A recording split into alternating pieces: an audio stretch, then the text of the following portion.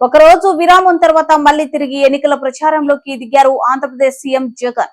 వైద్యుల సూచనతో ఒక్కరోజు విశ్రాంతి తీసుకున్న జగన్ 15వ రోజు యాత్రకు రెట్టించిన ఉత్సాహంతో కేసరపల్లి నైట్ క్యాంప్ నుంచి యాత్ర ప్రారంభించారు.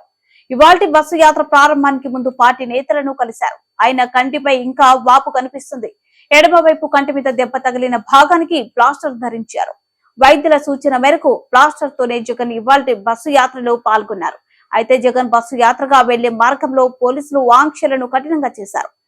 క్రైన్లతో భారీ గజమాలలు వేయడాన్ని నివారించాలని ముఖ్యమంత్రి భద్రతా విభాగం సూచించింది. అలాగే జగన్ పై అభిమానులు ప్రజలు పువ్వులు విసరడాన్ని కూడా ఇక నుంచి అనుమతించడం ఉండదు.